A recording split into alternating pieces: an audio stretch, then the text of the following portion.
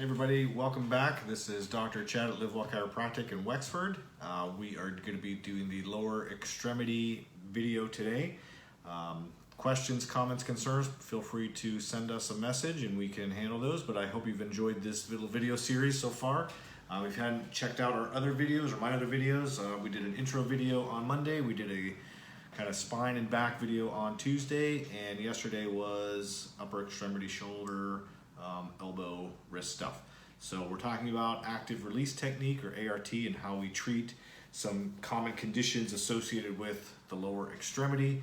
So I talked a little bit about sciatica in my spine video because it kind of is spine related as well, but we'll talk some about that, some about some other hip issues, common knee problems, calf issues, shin splints, plantar fasciitis. So maybe a little bit of a longer video today, but again, anybody has any questions, feel free to message us and we will help you answer those. So ART is a soft tissue treatment system that's designed to diagnose and treat soft tissue problems. So soft tissue again can mean muscle, can be ligament, can be tendon, can be nerve. And again, probably the most common thing associated with the low back and the hip and the lower extremity is sciatica. And I know I talked about this the other day, but a lot of times with true sciatica, you're feeling kind of that dull, achy, toothache pain down in your butt cheek essentially, and down the back of your thigh and then in through your hamstring. So when we look at that, we first want to see where that pain is going or where you're having it, what's the distribution, and what kind of a pain is it. Is it achy pain or is it numb and tingly? Is it pins and needles? Because then we start to think about other things as well. But when we hear, oh, it feels like a toothache in my leg or in my butt, then we're immediately going to go look for the nerve entrapment of the sciatic nerve. So a lot of times it happens near the SI joint. It can happen in the glute max muscle itself. It can happen in what we call the piriformis muscle, which people often come in. I've been diagnosed as piriformis syndrome, which again can be a component of sciatica. If I do these piriformis stretches, then that's going to help. Help the pain. So the piriformis muscle is a group of 4 rotator muscles. So I think sometimes people call these the hip flexor muscles, but that's really not correct. It helps to rotate the hip, not flex the hip. The hip flexor muscle is what they call the psoas muscle. It actually sits in front of your spine, goes into the anterior part of the hip. So the rotator muscles, what's unique about them in the piriformis is they kind of sit horizontally. And the sciatic nerve, as it comes down, it runs underneath the piriformis but on top of the other 3. So when that piriformis gets tight, it'll actually clamp through the sciatic nerve. Sometimes it actually, the nerve will pierce and go through the muscle, but in most people, it'll sit underneath. And so it'll get tight and it'll literally entrap that nerve, and it'll cause not true nerve pain, numbness, tingling like we think of nerve pain, but it'll cause that achy pain down the back of your thigh. It can also get hung up in a couple of different parts of the hamstring, and so we can look at that, and again, a lot of these spots will respond to certain checks that we can do to see where that nerve feels stuck. A lot of it is through motion. We feel, as that muscle slides, does it feel like the nerve is sliding with it? Because the sciatic nerve itself, we can actually feel it. It's a big nerve, and you can, literally put your finger on it if you're pushing in the right spot. Now, if you're having pain that goes beyond the knee, down into the calf, technically we don't call that sciatic because the sciatic nerve doesn't go that far. It kind of splits right above the knee, and part of it goes down through the calf, and the other part wraps around the outside of the leg and goes down in through the kind of near the shin bone. So technically we don't call it sciatica, even though it's kind of the same deal, but sometimes that's just semantics. But again, with sciatica, a lot of times you'll hear like, oh, you gotta deal with it for 6 months or 8 months or a year before it goes away, and I hear that all the time, and that just simply isn't correct. If it's diagnosed properly and that's truly what it is, usually within a couple of visits, a couple of weeks, we're having people, feeling a lot better sooner rather than later. Now, some other things that could happen with sciatica, it could be, misdiagnosed, and it could actually be a disc issue. So again, depending on the symptoms that you're presenting with, we can, sometimes differentiate that. Or if we have imaging, an X-ray or ultimately an MRI, if we can see the disc and there's no problems there, then, we can go off of just the standard exam and see what's what. So again, sciatica is a big thing that I see a lot. And a lot of it, again, kind of with the neck and the shoulder, with the hip, we see, low back pain involved with that. So a lot of times we're working both on the low back and the hip.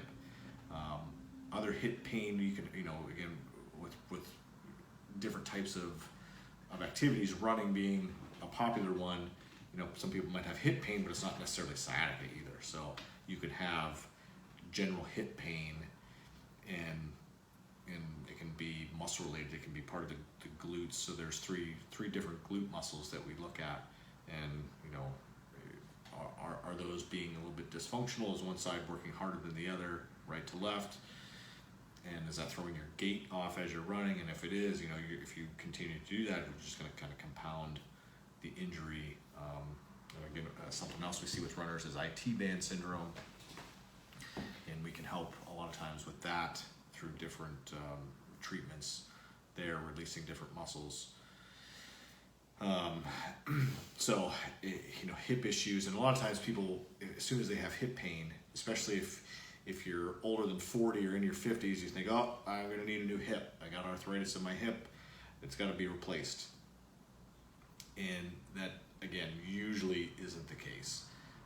Arthritic pain kind of comes on slow and steady and gets worse over time, where muscle pain can come on fairly suddenly, be very painful, and kind of fluctuates. It can come and go. It can be better in the morning and worse in the evening, or as you use it, or vice versa. It can be stiff in the morning or feel good in the morning, and then as you use it, feel worse. So again, a lot of this can be, an X-ray can really show us if there's a significant arthritis in the hip, and if there isn't, we a lot of times we can just feel by feeling around. Like if things are really sensitive, if muscles are really tight and really sore, then if we can treat that, and if it feels better, then great. One of the other things I probably should have mentioned in my intro video is that ART treatment is very safe. It's very conservative. It has very low risk, very high reward. So we can treat something, and if it doesn't work, fine, we can go on to do something else that is maybe a little bit more invasive. But in my opinion, it's always best to start least invasive to most invasive. However, most of the time it's backwards. I see the people after they've already done all the really heavy invasive stuff, maybe minus surgery, and then then we figure out, oh, it's just you got some muscle adhesions in there that are really binding things up, and things aren't moving the way that they should.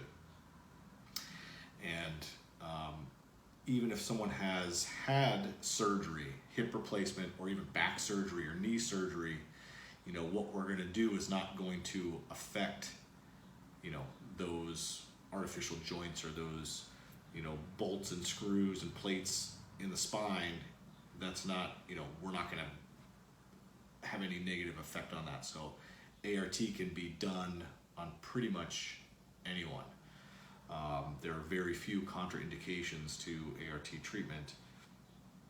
Again, even if someone has, back surgery and they got fusions, or somebody doesn't, a lot of times I'll see people that don't necessarily like to be manually adjusted, but they're still having a lot of, back pain or neck pain or hip pain, and we can get in there and do some soft tissue work, do some ART, and help those people out. So if that's you, if you don't like to be, manually adjusted and but are still having some issues, message us and we'll talk, and we'll see if there's something that we can help with.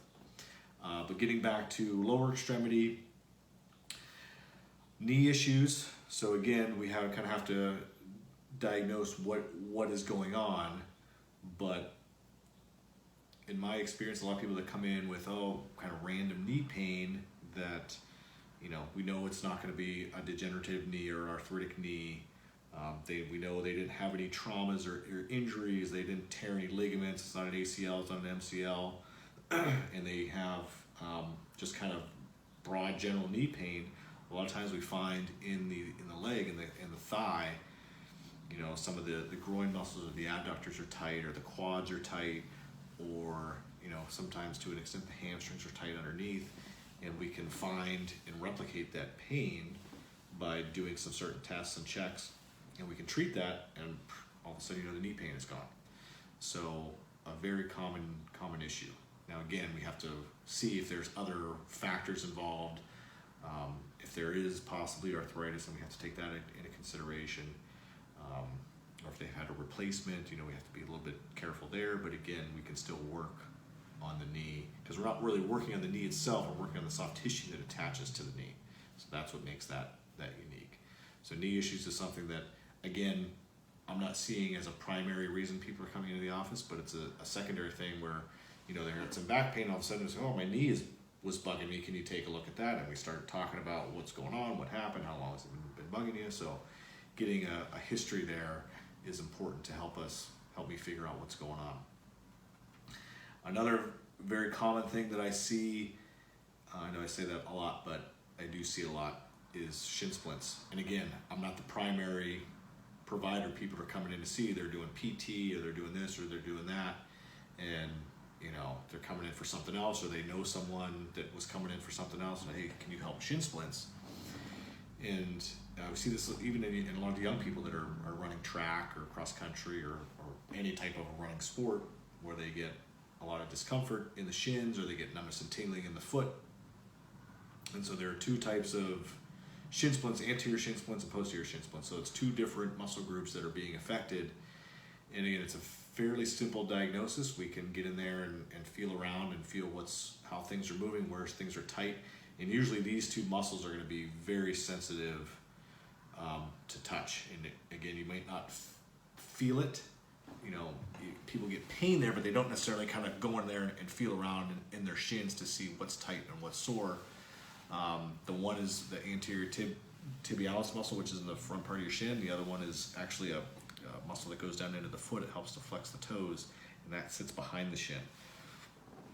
So fairly simple test and check to do, and again, usually feels better relatively quickly from a simple treatment. You know, it might take 5 or 6 minutes to treat, and people feel, you know, noticeably better quickly. And last one I want to talk about today on this video is plantar fasciitis. So this is something that people do seek out ART treatment for. Like I said, Facebook groups I've heard, podiatrists I've had referrals from. So these, you know, some doctors actually have heard of ART, and they will, you know, refer in for that because it's kind of lies out of their specialty. I actually took a seminar, a lower extremity seminar with a podiatrist who was learning how to treat this in his office, so he didn't have to refer it out. So I thought that was pretty cool. But again, there are many different tissues involved with plantar fasciitis. The plantar fascia itself is a relatively thin piece of tissue along the bottom of the foot, and a lot of times it is involved with the pain. So people get classically plantar fasciitis is going to be heel pain first thing in the morning as you take that first step. It's excruciating, and sometimes we'll feel better throughout the day as those muscles and tissues loosen up. But it can not only be the plantar fascia, but also be some of the muscles that are involved, or some of the tendons that are actually coming. So if this is my foot, we have tendons that are coming down in the lower leg that come down through the ankle along the bottom of the foot into the toes. And a lot of times we'll start to examine up in the muscles below the calf, and people say, oh my gosh, that is really sore, really tender, it's really tight. And as we, again, kind of do our checks, we feel a lot of adhesions in through there, and so we try to release that. And plantar fasciitis can be a tricky thing, a hard thing to treat, but again, most people feel better relatively quickly. It can carry on for a little bit longer because it's one of those things that you can't really rest, you know, unless you're going to be completely off your foot. But you're kind of using that every day, and it can be, you can feel better and then it'll feel worse. And it'll feel better and then it'll feel worse. So it can fluctuate back and forth. So I don't want to get people's hopes and expectations up and I'm going to come in 3 times and my plantar fasciitis is going to be gone. That's typically not the case. Shin splints, maybe, yeah, but this, not, you know, again, in my experience, it just hasn't been the case. But we've been able to help a lot of people with that. So if you're having plantar fasciitis or shin splints or knee issues or sciatica, or you got runner's hip or something like that, and you are struggling with it, and you want to find out if we can help, send us a message. We are still offering that free 15-minute consultation to see if we can help you. We can also look up insurance benefits. If you got questions about insurance coverage, we can answer those questions. But again, thanks for following along this week. I hope to get out a demonstration video, a live kind of action video here at some point in the next week or 2 if we can make that happen. But again, feel free to message us with comments, questions. Give the office a call if you want to, and we'll talk and we'll chat and we'll see what's what and what we can do to help. All right, thanks again. Talk to you soon.